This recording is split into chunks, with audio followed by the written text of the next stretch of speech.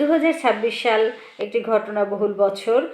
এক্ষেত্রে আপনি যদি আপনার নিজের রাশিটি জানেন এবং সাধারণ কিছু সতর্কতা অবলম্বন করে থাকেন, তাহলে আমি মনে করি যে এটি আপনার জন্য একটি দিক নির্দেশনা হবে। এবং আপনি নিজের উপরে যদি নিয়ন্ত্রণ রাখেন এবং আপনি যদি আগেই জানতে পারেন যে এরকম কোনো অশুভ ঘটনা হলেও হতে পারে, তাহলে সেটা আপনার জন্য উপকারী হবে।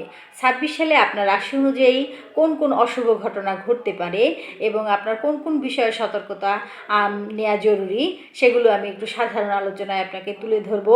এটা আমার ধারণা মতে আপনি একটু সতর্ক হবেন। আপনি সতর্ক হলে আপনি অনেক সমস্যা থেকে অতিক্রম করতে পারবেন।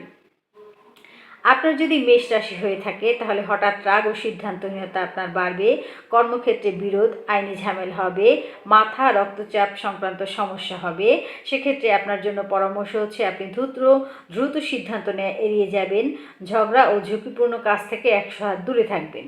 বৃষ রাশি, আপনার অশুভ যা হতে পারে সেটা হচ্ছে অর্থ আটকে যাবে, পরিবারে মতবিরোধ হবে, গলা এবং থাইরয়েডের সমস্যা হবে। সেক্ষেত্রে আপনার জন্য সতর্কতা হচ্ছে আপনি অপ্রয়োজনীয় খরচ নিয়ন্ত্রণে রাখবেন এবং কথা বলার সময় সংযত হবেন।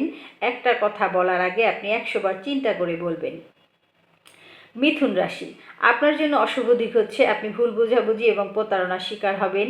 মানসিক অস্থিরতা বাড়বে, নার্ভ ও ত্বকের সমস্যা বাড়বে। সতর্কতা হচ্ছে কাউকে অন্ধভাবে বিশ্বাস করবেন না। অর্থাৎ আপনি যখনই বিশ্বাস করবেন তখনই ঠকবেন। যতক্ষণ আপনি বিশ্বাস করবেন না ততক্ষণ কিন্তু আপনি ঠকবেন না। সুতরাং বিশ্বাস করার আগে আপনি 100 বার চিন্তা করে নেবেন। আপনি অতিরিক্ত চিন্তা করেন, এই চিন্তা করাটা কমিয়ে দেবেন, যা হবার তাই হবে। আপনার যদি কর্কট রাশি হয়ে থাকে, তাহলে আপনার অশুভ দিক হচ্ছে আবেগপ্রবণ হবেন এবং সিদ্ধান্ত নিতে আপনি ভুল সিদ্ধান্ত নেবেন এবং এই সিদ্ধান্ত থেকে আপনার ক্ষতি হবে।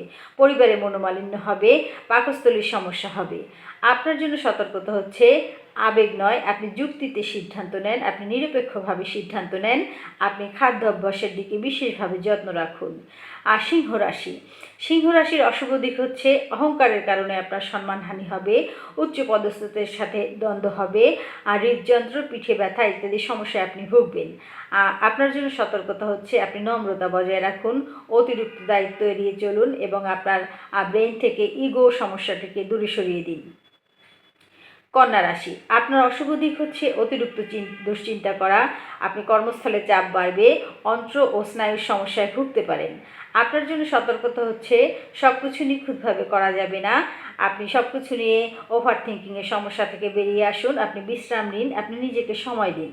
তুলা রাশি, আপনার অশুভ দিক হচ্ছে সম্পর্কে ভাঙন আসতে পারে, আইনি বা চুক্তিগত ঝামেলায় জড়িয়ে যেতে পারেন, কিডনি এবং মূত্রজনিত সমস্যায় ভুগতে পারেন। সতর্কতা হচ্ছে আপনি কাগজপত্র ভালোভাবে দেখুন, কোথাও কোনো কথা দেওয়া বা কোনো সিদ্ধান্ত নেওয়া বা কোথাও কোনো সিগনেচার দেওয়ার ক্ষেত্রে আপনি চিন্তা করে দেখুন। আপনি সম্পর্কের মধ্যে ভারসাম্য বজায় রেখে চলুন।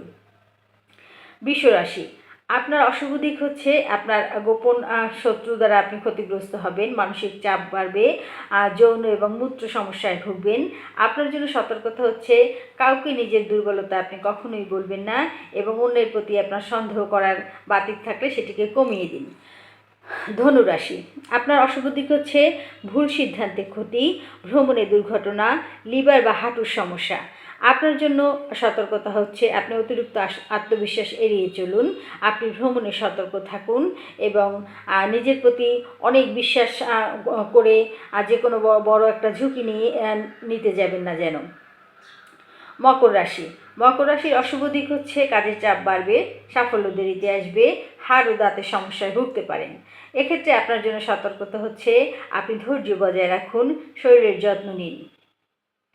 কুম্ভ রাশির অশুভ দিক হচ্ছে হঠাৎ পরিবর্তনে অস্থিরতা, বন্ধু দ্বারা ক্ষতি, স্নায়ু ও পায়ের সমস্যা। সতর্কতা হচ্ছে নতুন সিদ্ধান্ত ধীরে নিন, বন্ধু বাছাইয়ে আপনি সতর্ক থাকুন। মীন রাশির অশুভ দিক হচ্ছে প্রতারণা বা আর্থিক ক্ষতি, মানসিক দুর্বলতা, ঘুম ও চোখের সমস্যা। আর আপনার জন্য সতর্কতা হচ্ছে আপনি বাস্তবতা বুঝে চলুন, টাকা ধার দেওয়ার আগে 100 বার চিন্তা করুন। আপনাদের জন্য সার্বিক পরামর্শ হচ্ছে রাগ, লোভ, তাড়াহুড়ো নিয়ন্ত্রণ করুন। অর্থ ও স্বাস্থ্য এই দুই বিষয়ে বেশি সতর্ক থাকুন। নিয়মিত প্রার্থনা, ধ্যান বা ভালো কাজে মানসিক শান্তি দেয়, আপনি এগুলোর সাথে জড়িত থাকুন। আপনার দ্বারা যেন প্রতিটি পশু পাখি প্রাণীর উপকার হয়। আপনি ছোট ছোট প্রাণীকে, হতে পারে পিঁপড়া, হতে পারে পাখি, হতে পারে সবুজ গাছপালাকে জল দিন। আপনি ছোট ছোট প্রাণীকে খাবার দিন। আপনি এবছর ইগো পরিত্যাগ করুন। আপনি এবছর অনেকটাই ভালো থাকবেন। ধন্যবাদ সকলকে।